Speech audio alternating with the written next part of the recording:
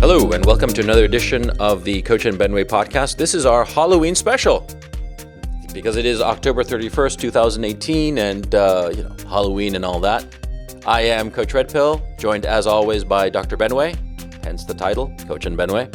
And Dr. Benway is going to kick it off. Doctor, what do you have to say today about Halloween? Well, first off, literally happy Halloween. I know we hit our 100th episode mark not too long ago, and we didn't do anything particularly special, but I thought to myself, it's Halloween. We just hit 100 episodes. Let's just have a light, good fun talking about horror-related stuff or whatever you want to call it. Just because I enjoy it. It's one of the things of the month and the season that I just really get a lot of kick out of. And I think it's fundamentally light and enjoyable. I mean, we've done a lot of episodes where I think people walk away suicidal, black pills. Well, isn't that a good Halloween episode if they walk away suicidal? Halloween, actually, and I will get into this. I actually think in many ways, a lot of these horror stories, depending on which ones you read, actually have a fairly healthy message or a very healthy output in society. A couple of reasons why. First off, I think like a lot of people probably get their first versions of morality plays from like some of the simpler horror stories you have out there. Grimm's fairy tales being the obvious example, but I'll give some other examples more recently that function that way. And also you get you get the earliest outputs of, creative talent when, say, how do you start getting either into writing or into film? Often writing a horror story or doing a horror film sometimes is like the easiest way to get there. And then you also have just it's something about the genre that you can get very specific on things that I know we try to recently, at the very least, try to celebrate in this channel, which is like regionally specific, locally specific attitudes and culture and whatnot. Like if you look through the lore of horror stories or scary stories or what have you, you get very regional specific, very Americana stuff very quickly. And all of that seems to me as a very refreshing kind of catalogs of a lot of who we are, who we were, what are our anxieties, how do we teach our children not to do stupid shit? You know what I mean? Mm-hmm. And all of that to me is just extra fun stuff in addition to saying, like Hitchcock would say, you go in for a roller coaster ride. What's the point of the roller coaster ride? You scream in a way that you have a fright in which you're fundamentally not harmed in any mm-hmm. in any real way. Mm-hmm. But you have the simulacrum mm-hmm. of that. So all of that to me is fun. I don't know if you've ever been interested in these kinds of things. Well, to tell the truth, no. I've never been a horror fan, or I mean, growing up, of course, there was a Telltale Heart. I remember that was the first horror story that I was taught in school. I remember, I don't know, 4th, 5th grade or something like that.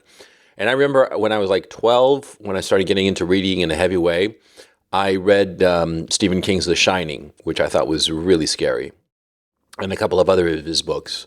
That I thought were just, I got it. Stephen King for me was sort of like the middle ground between high literature and childish literature, because I read a lot of stuff when I was around 12, 13. And, but I never, how could I put it? I like Stephen King because he was clever. A lot of his ideas were very cleverly put together, but I kind of hated the horror of it because I'm just not into horror. I grew up when I was a kid. All of my friends went to see Halloween because it came out when I was a teenager, but I didn't go and see it because I didn't like horror movies. I'm even to this day, I see a horror movie and I close my eyes. I close my eyes like a little child, like with my hands over my eyes, and it's a little bit ridiculous. But it's just horror has never appealed to me, probably because I get so into the story itself that I believe it. I have a very facile ability to suspend disbelief. And I suspect it has a lot to do with being a writer that has increased that training because you have to sort of like detach yourself and suspend disbelief in order to, read a piece of work that you've done and figure out is it any good or not. And so because of that, I watch a horror movie or start reading a horror book and I get so into it that I'm like, no, I don't want to see it. And also what's happened, I've noticed as I've gotten older, I prefer my entertainments light because I've seen enough of life to realize that, the bad things that are portrayed in a book or a horror movie or whatever. Yeah, for a teenager, they don't have much consequence. But for an adult, you realize the cost of what is happening, and it's kind of horrifying. It's a little bit too much because it hits a little bit too close to home, if you will. And so that's my thing about horror. But I don't. I mean, if other people like horror, who am I to begrudge them their taste? Well, I mean, my take on what you just said is that if anything, it's not that you have a distaste for horror because it's, just something unpleasant in terms of lack of skill or whatnot. It seems that Oh there's a no. distaste because it's functioning. Yeah. You know, Yeah. it's actually getting the job done. I'll tell you kind of like for me, why I kind of bring this up, why I always enjoyed it is I mentioned that first kind of case. It's like the early morality plays. Well, for me as a young kid, some of you probably know, I may have said this before. I was never restricted in what I could see. My parents' attitude was he's going to watch whatever the fuck he's going to watch. If he scares himself, he'll deal with it and get over it. And one of the first kind of things I was watching is some of you of a certain age may know this was uh, basically it was a TV version of the Tales from the Crypts, those EC comics. Mm-hmm. On HBO late night, because it's HBO, this is, well, just show whatever the fuck we're going to show. Let the story tell itself.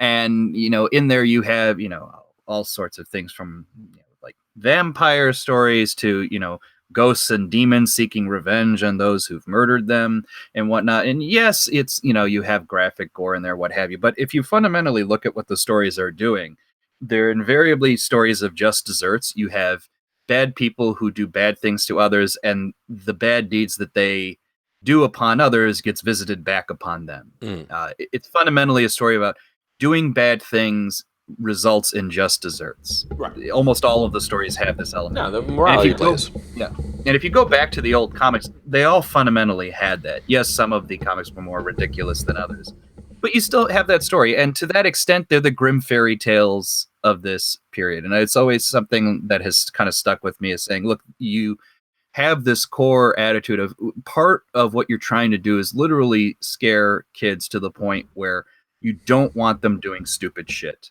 And your first mechanism for doing that, even though it could be childish when you start, is to say, look, there's bad things in the world. Like, and if you, for example, you stay out by the river too long late at night, you don't see what you're doing, you could conceivably drown. So how do you get kids to understand that? Well, you say there's a fucking witch in the water and, she hunts kids at night. So get the fuck home, sooner than later. Eventually you grow up and realize you just should get the fuck home and not, not hang around in somewhere where you can get yourself into trouble. To me, that's kind of one of the early exercises you try to get out of these things. And then as I get older, I appreciate the techniques that people use in telling these stories. And there's something fundamentally interesting to me in a story that acknowledges or accepts a world in which there are things that cannot rationally be explained, or there's an existence to humanity above and beyond just basic logic causal reaction. You know what I'm saying? Well, yeah. I mean, the notion of horror. Look, Stanley Kubrick said it best. He said that the idea that ghost stories are real is fundamentally optimistic because it means that there's something after death, which is very true. I mean, who knows what there is after death? I mean, if ghosts exist, who knows what kind of existence there is after death? But there's something. So that's cheerful as opposed to nothing, which I think is Kubrick's actual thought. But be that as it may, the the the idea of things being beyond our ability to know them is very on the one hand it's terrifying, and yet on the other hand it's comforting because that which is unknown is terrifying, is something that you should be wary of, and yet at the same time the thought that there are things beyond your ability to know them, or human beings' ability to know them, it gives us Well, it's something to funny you strive had for. mentioned Go ahead. No, no, it gives us something to strive for. What were you going to say? Well, what was interesting because you had mentioned the original Halloween. Ironically enough, it was your generation, your crowd wanted to go see that.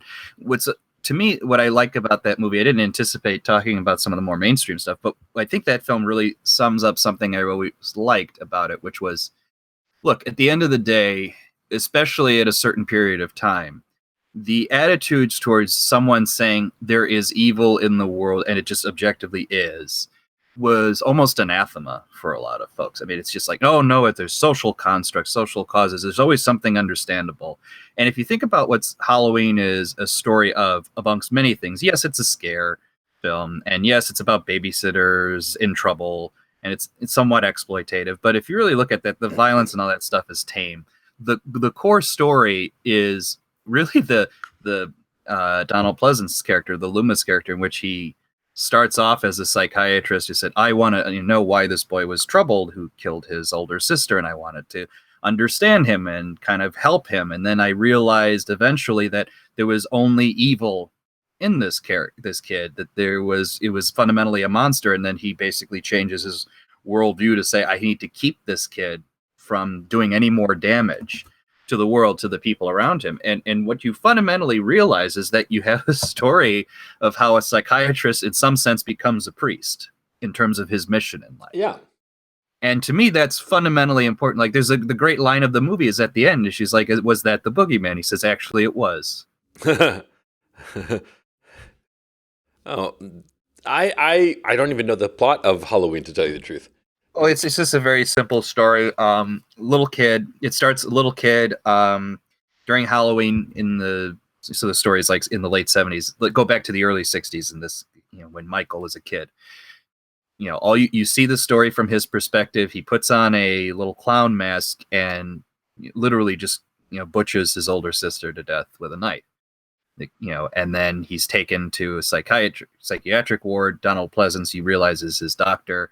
The facility leaders are just trying to transfer Michael to some other facility. Shit goes down. He escapes and he goes back to his hometown to kind of just continue his fundamental bloodlust. Essentially, there's really no logic behind what he's doing. He's just doing it.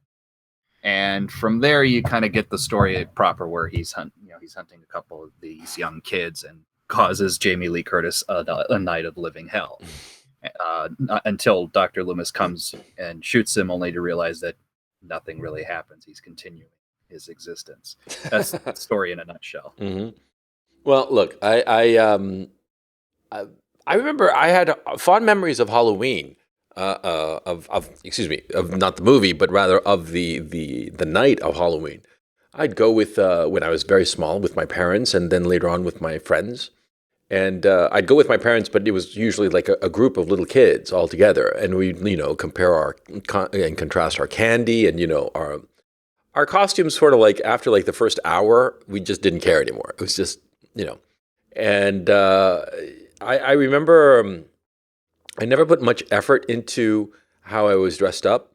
It wasn't like that big of a deal in terms of like the costume. I'd usually get one of these cheap plastic masks and like this nylon thing to put over my clothes of whatever character I was doing. I remember when I was very small, I did Casper the Friendly Ghost when I was like, I don't know, I must have been like 6 years old, or perhaps 7. And, it was like not it wasn't like it was a fun night, like, ooh, I was out after dark, but I was with my parents in a very nice suburban neighborhood where nothing would happen.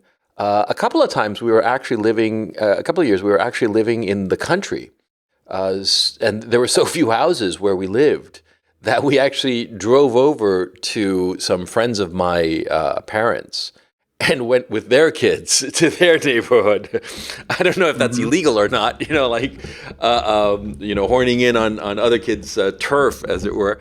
But yeah, it was a nice experience. I like the communal experience of it.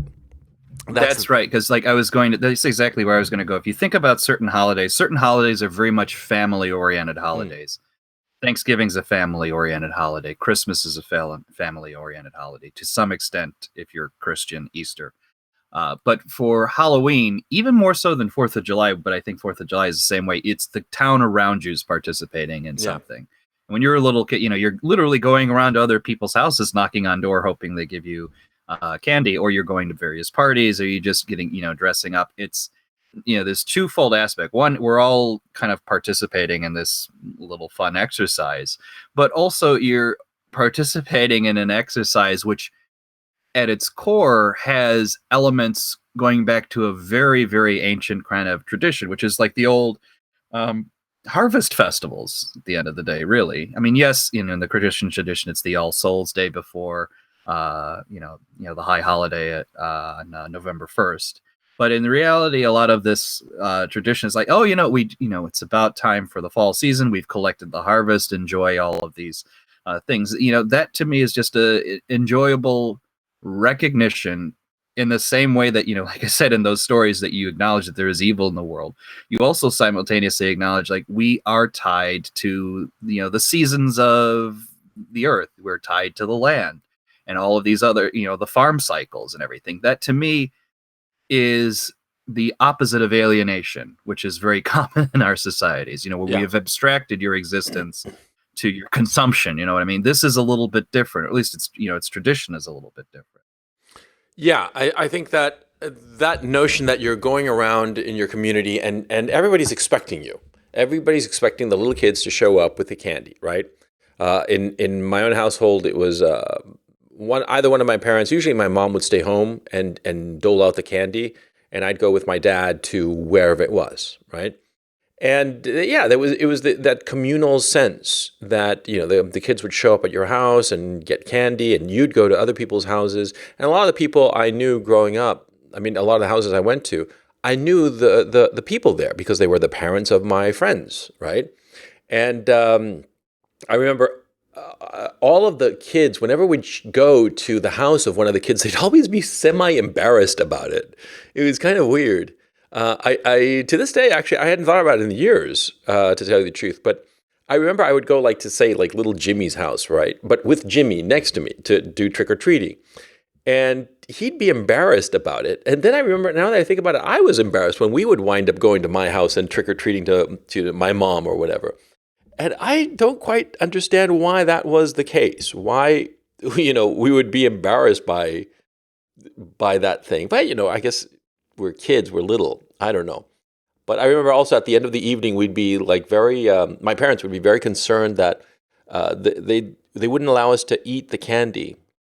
None of the parents allowed us to eat the candy until after they'd inspected it. And anything that was homemade was automatically very suspect. You know. Hmm. And I don't recall ever, maybe once or twice, getting some sort of tin foil with a cookie in it or something like that. I suppose somebody who just that year couldn't afford to get packaged candy, because for the most part it was all packaged candy. And my parents would inspect it all, and anything that came handmade, because I can recall just the one cookie, the one time, I'm sure there must have been more than that, but it would be confiscated and thrown away. Well, I suspect you came up in that time, the late 70s, early 80s ish, where you did have, I think this was around the time you had the scare of the razor blade in the apple and razor blade in the apples, apples, yeah. Shit. Historically speaking, mostly that never ever happened. The only time you had crazy shit of poison candy is parents poisoning their children, unfortunately. Yeah. But that's the the only rally. But I remember that people actually were concerned about that stuff. Yeah. Around your time, my time, I guess a little bit, but it wasn't as much. And more often than not, similar to you, it was prepackaged candy. Every so often there'd be the old timer says, I don't believe in candy. Here's a nickel. It's I can't even get a candy with this nickel. What am I going to do with this nickel? Yeah. Sometimes they give you money. But no, it was enough at that time. It would, I remember I got enough money that it was a couple of bucks per outing. At the time, I remember thinking to myself, geez, wouldn't it have been easier to get candy? Because, where do you get all that change? But then again, maybe they had some coffee can full of change and they just give a handful. I don't know. But yeah, enjoying the Halloween thing. I wonder how it is now, to tell you the truth. Because where I live now, there is no Halloween. I mean, there is Halloween because it's been exported everywhere, and it's this ersatz kind of celebration because it's not native to any place it's been exported to. I mean, it's been exported to Europe and South America, but they don't have any tradition like this. I mean, even though those countries are religious, like in South America, you do have Halloween now, but it's like this corporate kind of like consume, consume, consume kind of thing. With the typical in the stores, in the supermarkets, they have this stand with all the candy that you're supposed to buy for this, and it's just an opportunity to sell candy, you know. Yeah, it's interesting. I've seen like Britain, or at least parts of Britain, are trying to replicate it, but they can't really do a good job. There's something very specific, and that's another thing I like about this holiday. There's a lot of specific Americana, and it isn't to say there isn't interesting horror stuff that happens in Europe, right, or with the rest of the world. Everybody has their kind of holidays on this, but the Halloween is very not even just Americana, but it's also kind of community-based America. Tends to be small town and suburbia. Like, for example, I know people in high rises in America will still do Halloween, like kids going through the various apartments in the building. But to me, that's like that's ersatz Halloween. It's not the same as like going literally walking around in like the fall weather. And like I said, part of it is tied to the land and everything that you're really trying to do here. So to me, it gets very regionally. That's part of the reason why I think it gets very regionally specific very quickly. There's something very Americana about that, and it's also a reference to it bears a strong relationship to the carnival season. The traveling carnivals of the fall, and your freak shows, the carny guys. They're coming around playing their games and everything. That element still has some ties to the European traditions, but there's something very, very American in the flavor and very specific, which I enjoy. Because yes, there's a lot of corporate elements to it, but the act of a lot of doing this stuff, you get very specific, as you have to go house to house fundamentally at the end of the day, as opposed to some prepackaged kind of meeting space. It just doesn't work when you do things like I said, go around the apartments in in the big like high-rise apartment buildings. Even that can't replicate it. No, not at all. It seems a little bit absurd, but well, that's the kind of world we're living in. That I how could I put it? I don't quite understand where it comes from. This notion that somebody else experiences some tradition, some traditional, event that is a lot of fun, like Halloween, like traditional New England Halloween, right? It's a lot of fun, and so other people say, oh, I want that culture, quote unquote, I want that ceremony, but they create like an ersatz version of it. It's an ersatz version of it because it's like all corporate and plastic. It's like all wrapped candy as opposed to what it originally was, which was caramelized apples, right? As I understand it. And very commonly. Yeah, it was more homemade, right? Now it's and it's been for 40, 50 years. It's all, corporate. And how could I put this? Well, it's funny how it's we joke about cultural appropriation, but to a certain extent, that's what you're kind of describing. And I'll we don't need to do this post-colonial stuff. Oh, you stole stuff from the Africans. It's like, well, let's take a concrete example of Halloween. It's turning it into a few things. One, it's turning it into something very safe. Mm-hmm. Namely, you remove the anxieties of going around in neighborhoods you don't know what's going on, and into it's like you buy these candies, you go to these orchestrated parties or office events, you have them and you consume them, and you put up these exact store-bought decorations. You make it very simple, to buy and to consume and to. It's just another opportunity to consume.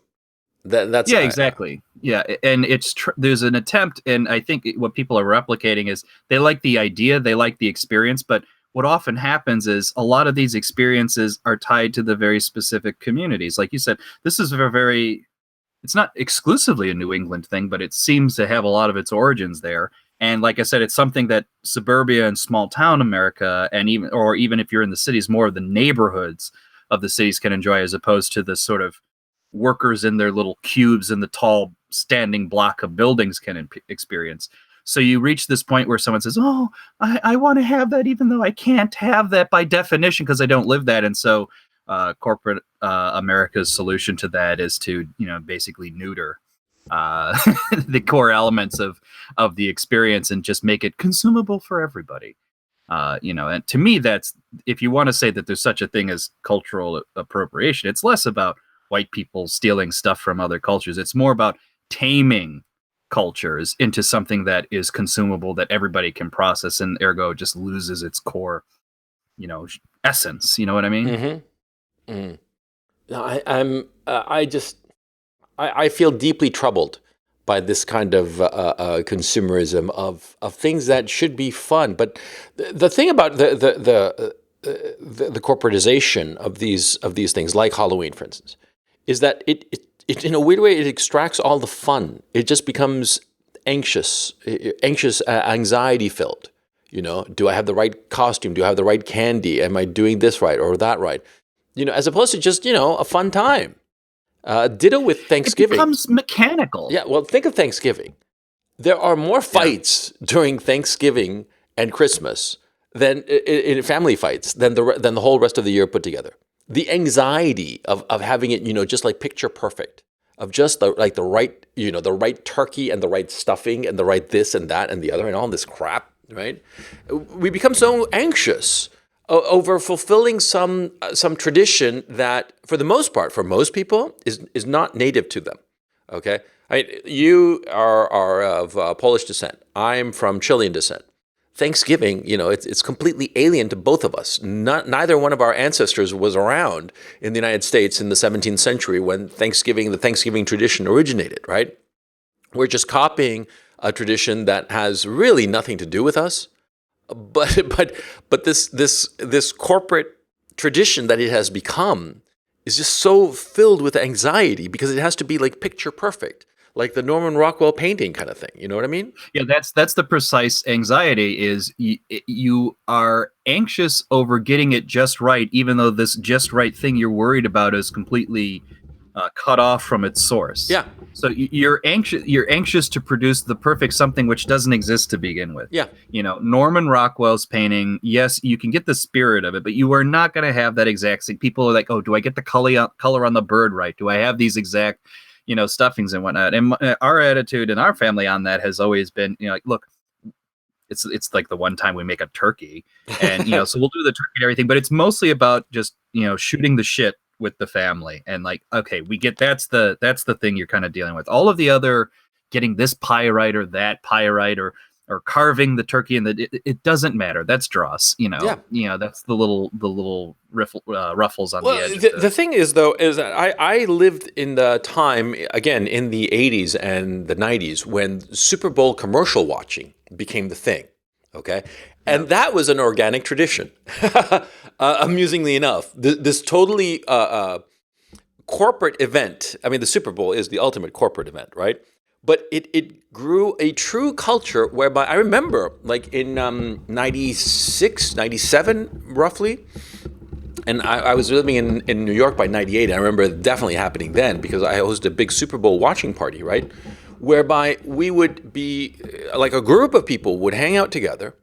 This is 98. I had a big old loft, and I invited 99 rather Super Bowl.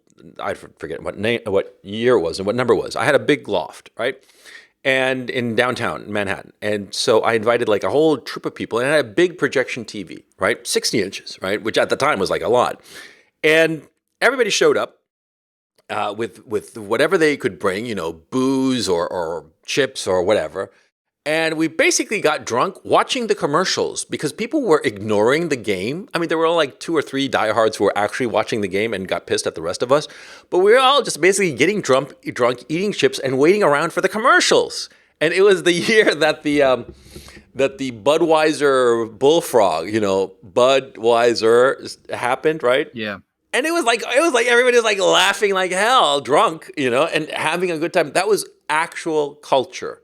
That was an actual cultural event of people coming together at some commonality, right?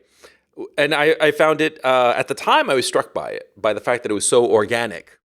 because it was supposed to be a Super Bowl watching party, but nobody really cared about the football. It became about watching the commercials, and and it was just so funny, and just fun. But the other things that we have: Christmas, Thanksgiving, Halloween. Yeah, everybody's so struggling to get it just right, and it just drains the fun out of it. There's no fun in it anymore. You know what I Well, mean? that's the challenge, and it's something I notice in not just Halloween, but across the place. But I notice it extremely in Halloween. Is you've reduced a lot of these organic engagements to mechanisms or machine structured. It's very routine. Even think of a horror movie now versus the old stories of the past. Mm-hmm. A lot of the old stories of the past, and even some of the older great horror films, they're not exercises in jump scares, where you say, okay, here's the thing where we have to have something come out of the closet and go boo. They didn't operate that way. It was much more visceral. Now you're like, it's almost paint by the numbers structure. And it's because, oh, this is a movie where we know people have to, jump out of their seats for everything. And trust me, horror fans get pissed the fuck out of jump scares. They think it's a cheap thrill. And, it's alienated. You reduced everything to just, oh, there's just something that's going to yell at you. Whereas, you go back to a lot of the great stuff that I'm going to bring up in this conversation, this episode. You look at the writings of Edgar Allan Poe, you look at Lovecraft, you look at Ray Bradbury, you look at even guy I'll bring up a little bit later, Algernon Blackwood.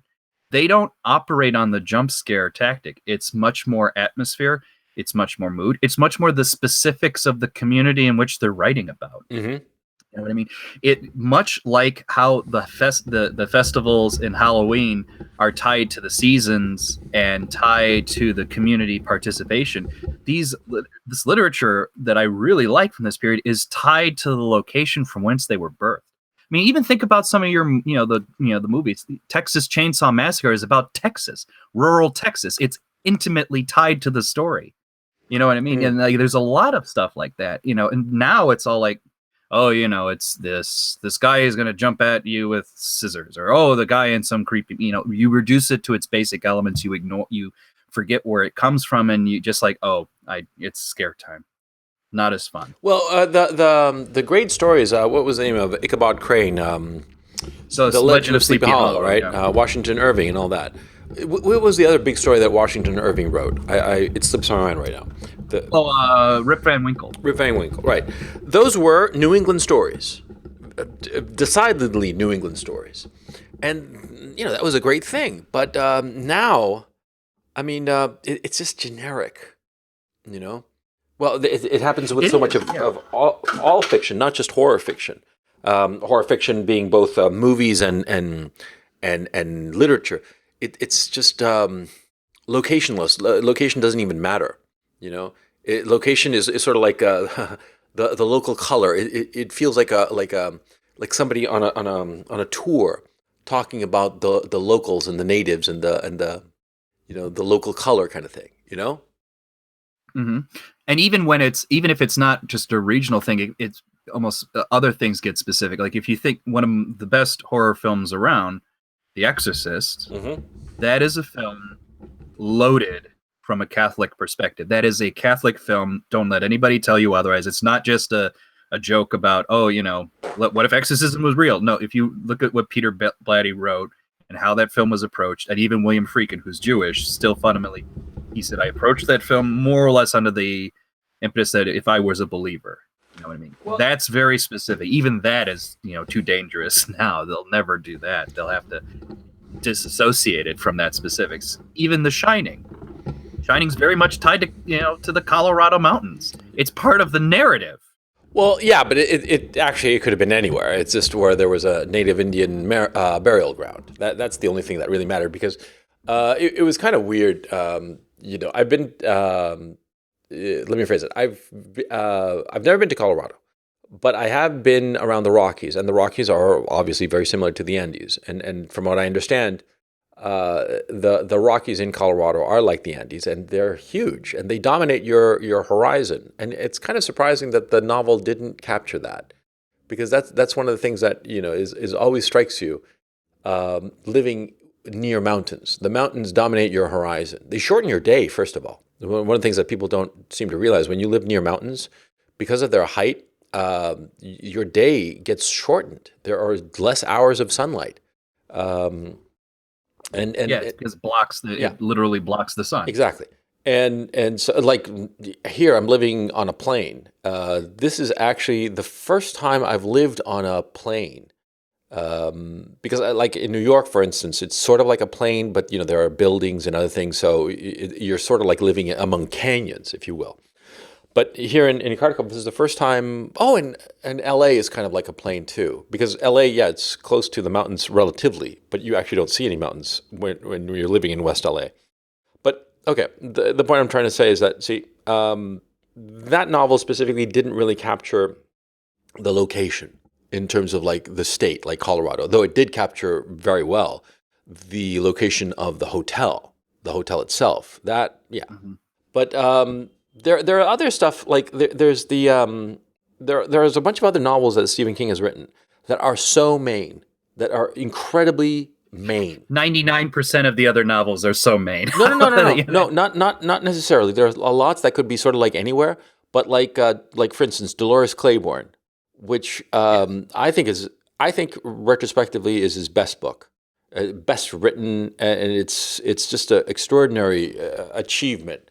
Um, that novel is just so Maine, and I didn't really realize it until I actually spoke to I think I've mentioned this before, a history professor of mine at college, Jerry Danielle, who is an expert in New England history.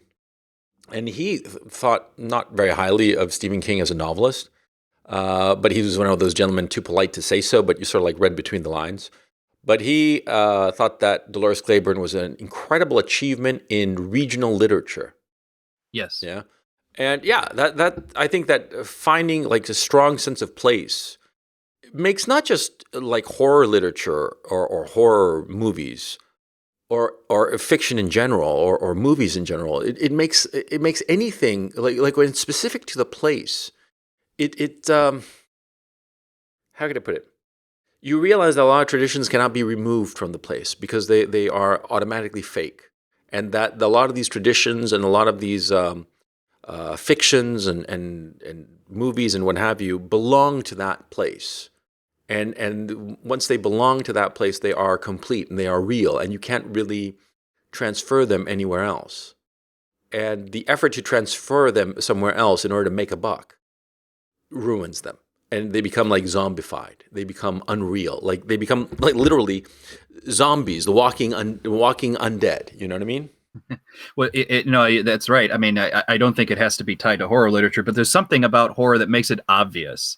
Because there's some of the great horror stuff that you get is so regionally specific, maybe because it's the regional anxieties and that around you. Even, funny you mentioned zombies. Even the George Romero movies are you know Philadelphia, Pittsburgh, Philadelphia Mm-hmm. area. That's where he was. It's where he filmed them. That's all of those locales were just a part of Well, no, Romero's. I think I understand very well why, especially horror, has to be very locked down to place, and its simplicity itself. Because you see, the more specific and quote unquote real the background information of the horror story, the more likely it is that you're going to believe the absurdity of the horror story. Because I mean, like, let's no offense to anybody, but horror stories are fundamentally idiotic. It's like stupid, right? A haunted hotel. Oh, come on, zombies walking around in some city. How's that possible? How do they get their source of energy? I mean, they don't eat except brains. What's that all about? It's bullshit, right? It's fundamentally absurd. So if you ground the story in the quotidian details of the place, no matter how small those details, you create in the reader's mind and the viewer's mind a sense that this is real. And therefore, when the absurdity is sprung on the audience is primed to believe it because everything else in this piece has been so believable, so true to life, so accurate. You see what I'm saying? Well, that's probably some truth to that. I would go so far as to say, even if the unbelievable element is there, the reality behind the unbelievable element is even clearer there. It's just sometimes you need to accentuate things in order to make it articulate. And I'm thinking in particular of the guy I bring up a lot, and I think our crowd knows him very well is H.P. Lovecraft. You read those stories, yes, there's tentacled monsters coming from space or whatnot, but a lot of his stories, you dig under the covers, it's a story about a man from New England very anxious about his community disappearing. Almost all of H.P. Lovecraft's stories have a concept of this, the Mayflower New England Yankee specimen confronting a world which they're just alien people to him, and it's changing Sometimes his world, very and it's literally. and literally changing his world. And that's why I tell people, especially now, people have the anxiety of Lovecraft, and I think it's related to making Halloween safe. They now have, we like Lovecraft, but his racism is just too much. And I keep telling people it's his greatness is not despite his racism, it's because of it. You are getting the honest to God opinions of what this guy thinks and how he confronted the anxiety around him through the discussion of fucking tentacle monsters, through the wedding of humans and alien gods and creating these monstrosities. He's telling you how he feels about his world, that it is going away, and that can't be removed. I mean, and that's so much of a lot of these great horror stories are these specific anxieties that you get localized to, a person's class, a person's point in history, a person's place in the geographic locale of the country. Mm. And that's what's so great about it to me. And like I said, I never felt the need to apologize for liking Lovecraft because he's racist. Like, no, you're getting an accurate representation of what a guy felt at the time. Well, Appreciate that. just to do a quickie sidetrack on that particular issue, who gives a shit if somebody's a racist or a sexist or whatever? If it's good writing, it's good writing. If it's something that captures your imagination, it captures your imagination. What the fuck? Why are we supposed to reject somebody because of that? Shit, we'd be rejecting some of the great writers of history. I mean, like, you go back to the Iliad, I bet that they had like a whole bunch of, Homer had a whole bunch of bigotries and biases in him. Does that mean that we should, throw the Iliad and the Odyssey overboard because of it? That's stupid. Well, which is why I said in a world in which you're forced to read only the morally righteous people, the people who are perfectly live their lives according to current PC culture, we would all be illiterate because there would be no one who could fit the description. And that certainly tells you why there's a lot of illiteracy in the world today, as far as I'm concerned. Well, I don't know about that. I don't think that a lot of illiteracy comes from PC culture. I think that... No, you're taking... I don't mean literal illiteracy. I think effective illiteracy. If someone doesn't fundamentally know a lot of these core stories of the world, if they can't figure out how to really read a book and how to interpret stories, you're effectively illiterate as far as I'm concerned. Well, what I do think is that not so much SJWism, but its precursor, postmodernism, is sort of like decimated the study of literature and the enjoyment of literature. Because people don't read literature anymore. They read, I don't know what the hell they're reading, to tell you the truth, or who reads, except people who want to virtue signal. But okay, that's a different story. I wanted to go on to something else. I know an author you wanted to touch upon in this podcast, which is Ray Bradbury, and I'm thinking of Fahrenheit 451, which I don't recall where it takes place offhand, but it was the future, of course, and it was so real. It was so real, and that's the other thing about really great horror stories. That, like for instance, the movies Alien and Aliens, the first two, right? Most specifically, they were so good at creating the mise en scène, of creating the location, that everything flowed from that location.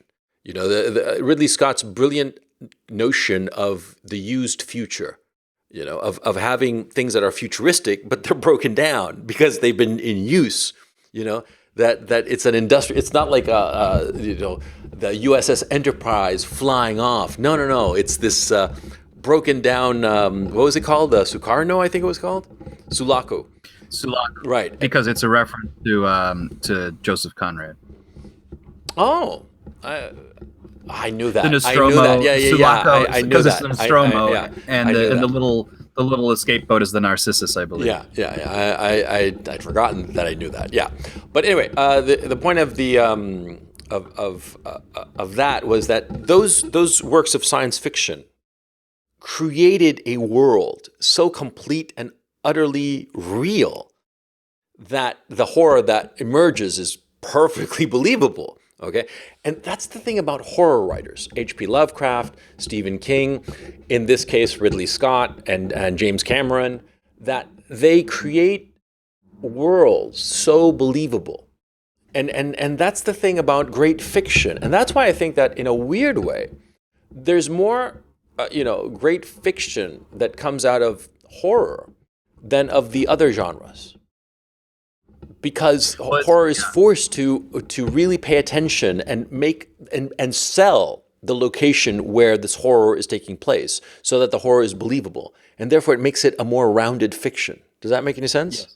Well, it also it can't allow itself too much abstractions by its very nature of what it's doing. We had talked a few days ago, actually, of there's certain modernist literature that tried to disassociate itself from emotional responses. I mean, I'm not saying it's completely alien, but I know there's some modernist literature that tried to distance itself from that. Mm-hmm. You can't really do that in horror. No, It's like, by what's the definition. abstracted horror that doesn't involve a feeling of dread or horror? It's by definitionally it can't happen. So you do have to function on that core level, and that means you have to have a structure that makes it work, right? Well, Otherwise, you're left with those. It's nothing more than a jump scare, and it's like it yeah. was the joke that Hitchcock had that says eventually films will be reduced to a point where I can press a button and I'll induce this emotion, and then I'll press a button and I'll induce that fear response, and all things. It was, I think he was fundamentally joking about what ultimately was going to be reduced Yeah, to a lot of the but like for these instance, I think to myself that one of the greatest horror stories ever written was the Jorge Luis Borges story Tlon Uqbar Orbis Tertius, which I do believe is the first story in his Ficciones. Okay, that is a horror story that no jump scare at all, but this dread, an existential epistemic dread, because for those of you, most of you, I probably guessing, have never heard of this story, but I suggest you go out and read it.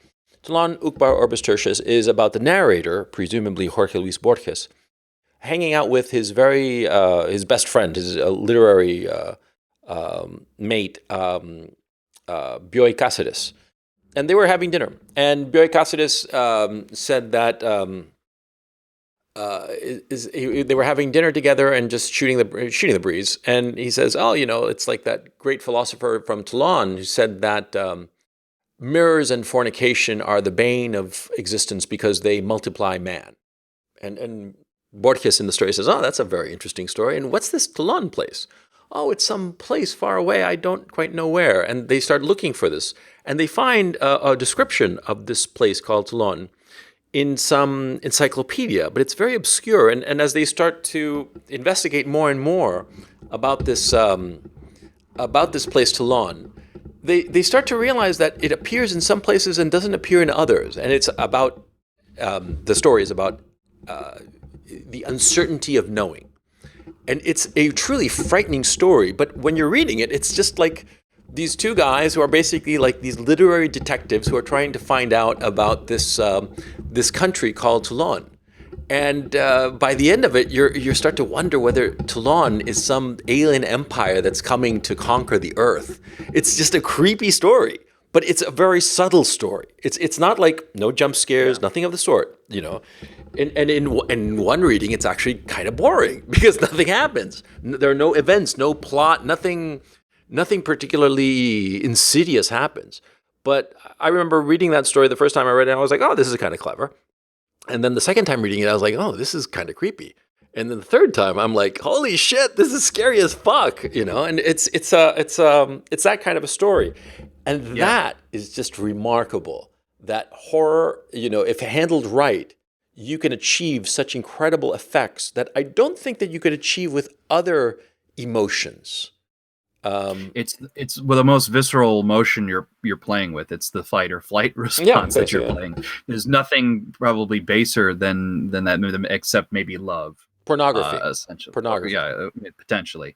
To me, the story on that front, I think you'd made a good choice with that Borges story. The other story I wanted to bring up that some folks would probably remember, others don't, but to me, a story that gets this sense of it's almost like the awness of the terror that the individual amongst the natural world is.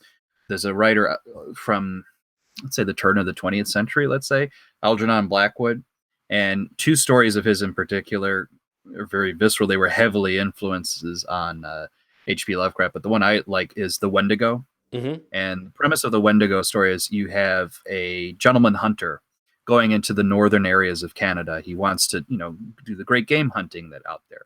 And he needs a guide to get there. So he finds a local Indian named Defago. And they're going into the most wild parts of Canada. And while there's a sense that something is in the air. And it's almost as if the wind is calling forth the name of the Indian, and he says, "I thought I heard the name on the wind," and it turns out that the Indian does hear it, and the Indian knows something that's going on there. And literally, amongst the increasing wilds, that Indian gets swept away and just literally disappears as the hunt. And you get these details of the hunter tracking him, and he realizes that the space between the steps that he's tracking in the snow are wider than any man could ever achieve. And he realizes that he goes in the middle of a lake, a frozen over lake, and they just stop and there's nowhere going, and he freaks out and he leaves. What he finds out is that effectively there is the spirit of the Wendigo spirit in the air, which basically calls and consumes various people in the area. And the Wendigo legend is usually about cannibalism. It's like if somebody in the local tribes has consumed the flesh of another, they slowly but surely get turned into the monster. And effectively, what you get from there, it's a very simple story, but the presence of man in a nature that he cannot fully understand or control, and the vastness of that being alone, is just very, very crisply articulated in that story. And I get uncomfortable rereading it, and I rarely get uncomfortable reading stories or watching horror movies. It just doesn't happen. That story, I still feel a sense of unease, and the sense of like being alone in the untamed wilds is something I do experience. And it goes back to what Edmund Burke would write about. It says there's the feeling of the sublime. The sublime is simultaneously a feeling of, once the individual is in something that's awe-inspiring, he is both finds it breathtaking and terrifying at the same time. And Algernon Blackwood captured that very effectively. Mm. No, like what happens to one of the things I've noticed is the following. See, the life that we're living today is really like a city life. We're in urban environments, and urban environments are extraordinarily safe, if you think about it. But not just extraordinarily safe, they are very obvious all the time. You have streetlights. There's no darkness. Okay, even at 2, 3 in the morning, you go to most places in most cities, and there are streetlights. And yeah, maybe there's some gang and they might beat you up or rob you or whatever, but you see things. There's nothing hidden. But when you're in, the wilderness, it's all dark. And we're not used to that. We're not used to that darkness. We're not used to that sense that we don't know what's out there. Because we can be in some city street corner, right, at 3 in the morning, and we look around and we see, 2, 3 blocks away, some gang of kids doing God knows what, and we're like, okay, let's get going because we can see them. Okay, Right. the threat is apparent, whereas in the darkness, the threat is in your imagination because you can't see anything, and our senses are such that we can't smell or hear the enemy. We're not like dogs or foxes or something like that have that ability. No, we're just our primary sense is the sense of sight. And so we're in the darkness, and maybe we have like a torch or something like that, or we have a flashlight, but that's not going to give us much illumination. We're not really going to see what's coming, and then it becomes all in our minds. Okay, and I think that what happens is that people who have lived urban lives, whenever they go to the wilderness, they're frightened much more deeply and profoundly than somebody who just grown up there, because somebody who's grown up there knows there's nothing out there. But the city dweller, because he can't see, I think that he's at a great disadvantage because he will be scared by everything. You know what I mean? It's just Well, a I thought. think it's also no. There's something to that, and I think it a little differently. But remember when we had talked about one of the core principles of the liberal ideology? It's the man's domination of nature. If you think about what is the city but a fundamental manifestation of the domination of nature, we literally change the landscape to us, to what we demand. Are the mountains in the city are the skyscrapers we have erected. You know what I'm saying? Everything about it, even if the things that scare you in an urban setting, there's still fundamentally men or man that you're encountering. When you go into the rural areas, you go into the wilderness, you can't help but be confronted by the fact that there are parts of the world that have not been tamed, Mm. my man, that nature still dominates over you. You go off in the middle of the forest of northern Canada, nature can consume you if it so chooses. Yeah, yeah. 'Cause I've been to the north of Canada, and it's scary, because there's nothing. It's just I've been to the north of Canada. I've been to the north of Alaska, all the way to the North Shore of Alaska, and there's nothing. I remember driving from Fairbanks all the way to the North Shore. It's I don't know, it's something like 250 miles, I think it was, and there's nothing. There's like two um, gas stop diners along the way, and that's it. There's nothing else. There's just it's zero. It's just you go from Fairbanks, go north, right, on the I think it's called the Alaska Highway, but it had like a name, I forget. But anyway, you just drive up. It's just a straight line north, right? And at one point, like about 2/3 of the way, you're going to cross over, or about halfway through, you're going to cross over the Brooks Range, which is the continuation of the Rocky Mountains. Because the Rocky Mountains, it goes like north, northwest kind of thing, right? And then it just curves towards the west, and that's the Brooks Range. And you cross over that, and you get onto the other side of the Brooks Range, and it's just a flat plain. It's basically tundra, and it's just flat as far as the eye can see, all the way to the Arctic Ocean. And you drive that, and like I said, there are only two stops along the way, so you have to be careful with your gasoline. And there's nothing, and it's scary.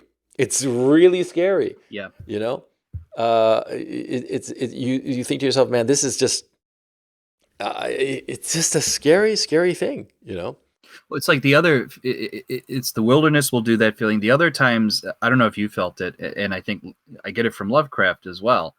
I also get that feeling when I think about space. If I think about like the vastness of space and how it would take to get from A to B, and just like the sheer terror of like shit can go south on a grand scale very Oh quickly. yeah. You know what I mean? The precariousness of life. It's the same kind of fear, that the sublime feeling of holy fucking shit. It's beautiful, but God knows you're completely out of your control. You do not dominate shit No. in that area. It's the same feeling to me. Yeah. Well, that's why. Well, I remember the ads for Alien because I In was space, no one can hear you scream. Yeah. exactly right. Because I remember when those ads started coming out, they were scary as fuck. And I remember watching on TV. The TV ad was scary, and so like the movie promised to scare you silly, right? Which it did.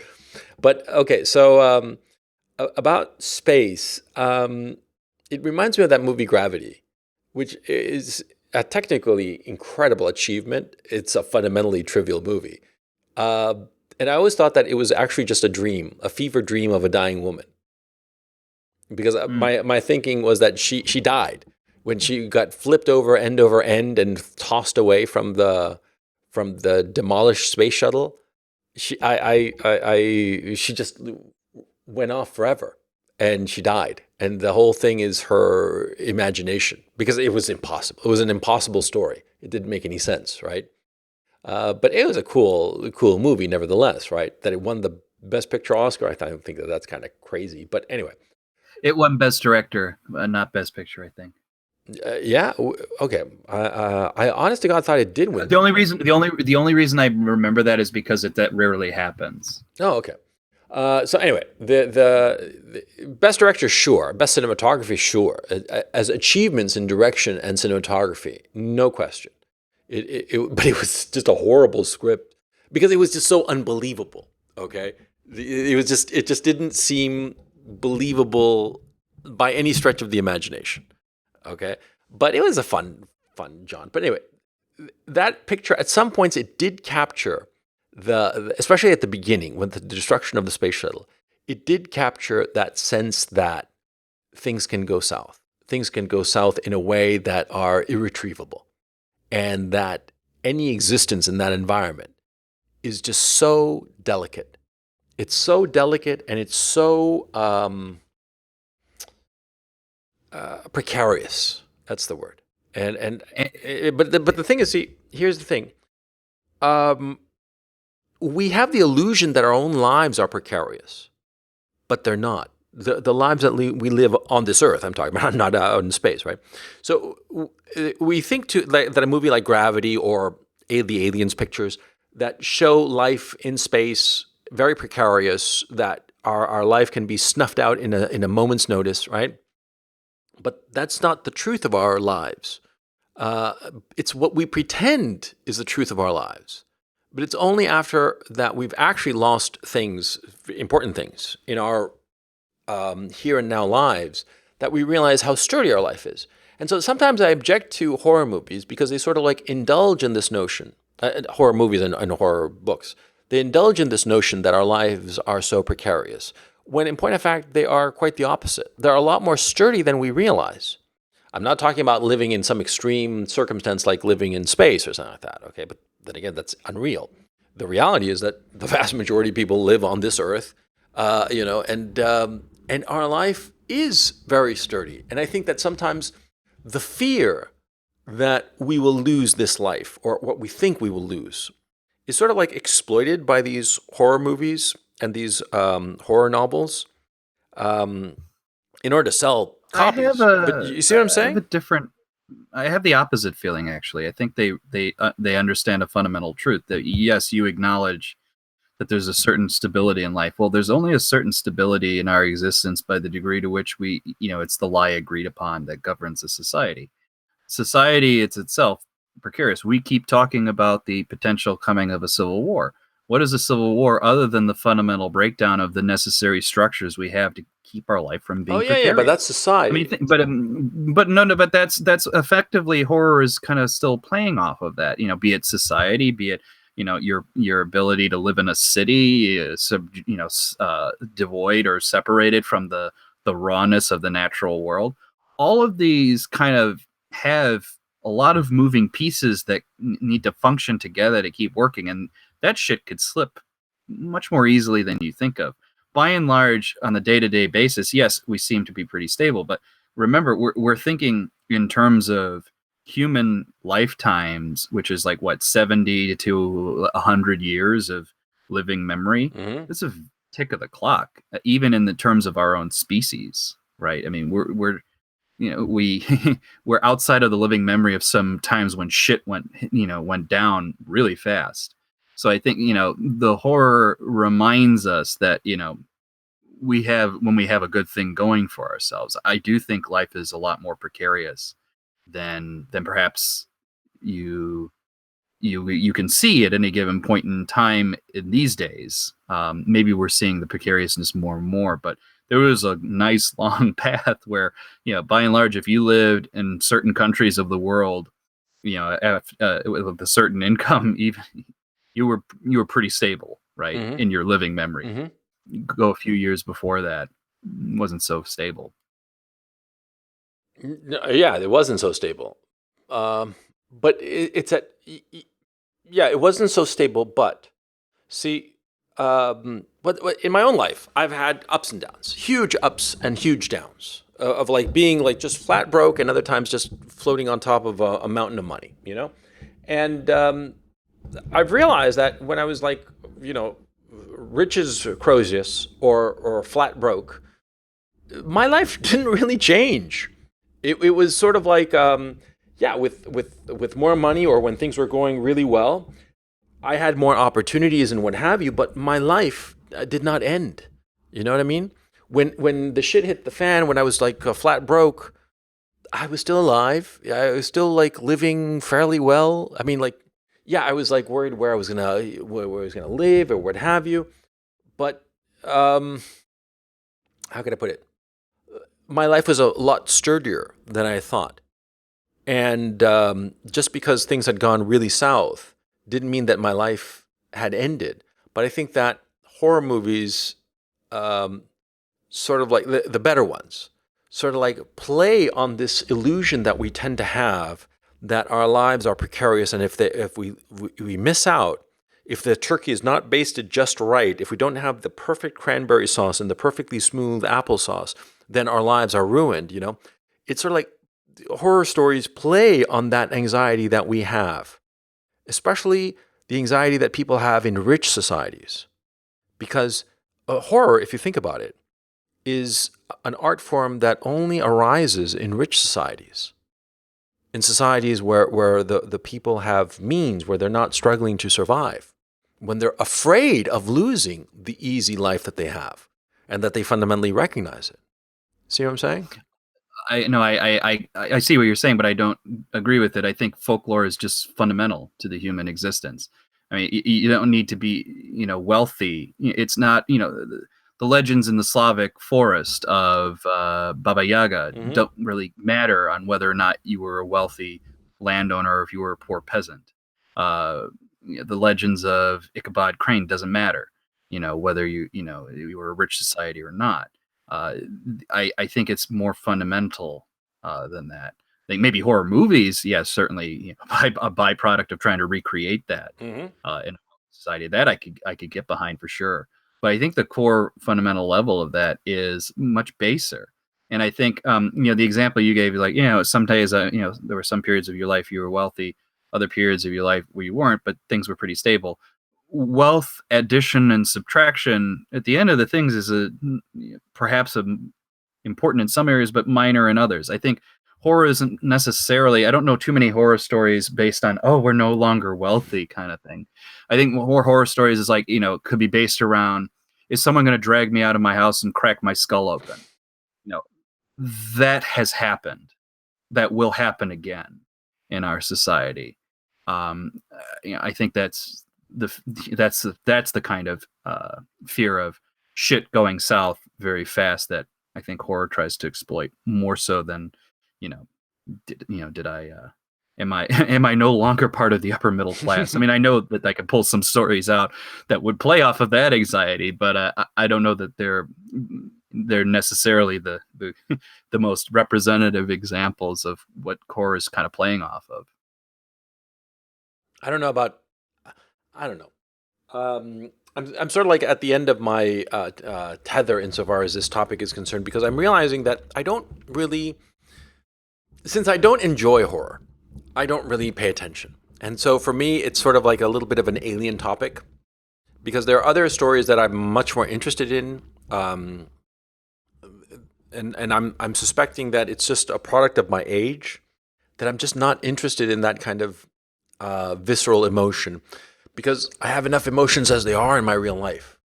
Could it be that ultimately horror is a genre of immature, not immature people, but of people who have just not experienced that many emotions yet? Because it seems to me that the kids love horror movies, right? Well, also there's the obvious fact that a lot of the reasons that kids like horror movies is because, boys and girls go together to the horror movie, and the girl freaks out and the guy is there to, like, comfort her. That's part of the appeal. It's always been the appeal of horror movies. But horror as a genre, do you think it could be that it's really like something for, um, that young people appreciate more, and that as you get older you just shy away from it? Because I shy away from it, and to tell you the truth, I don't think that many people my age are particularly interested in horror. You know? I think my take on it is that horror, what it's fundamentally getting at, is something clear enough to where even a child can understand it. It doesn't mean that only a child can appreciate it. I think when you get older, oftentimes what you're trying to do is hide away from the anxieties from which the horror is trying to articulate. And I think you try to, mask it around other things like, oh, what about man's place in society? This Uh-huh. and that and the other. You're fundamentally still operating under, how do I confront the unknown? How do I confront the dangers or the challenges that come from society. So you try to articulate it in a more abstracted kind of way or a more palatable kind of way. But the fundamental reality is that the horror that your experience is still there, and you're trying to keep it at bay. I think a child, in a naive kind of way, just appreciates it or confronts it on its core level, whereas I think the adult tries to control it through more refined attitudes. Could be. And so on that note, I think that we will conclude this Halloween episode of the Coach and Benway podcast. Is there anything else you'd like to leave us with? A nugget of wisdom or a deep thought? Just get yourself scared silly. What the hell? It's Halloween. Enjoy yourself. Yeah. Enjoy yourself this Halloween. Have a great time, and we will see you next time. Later.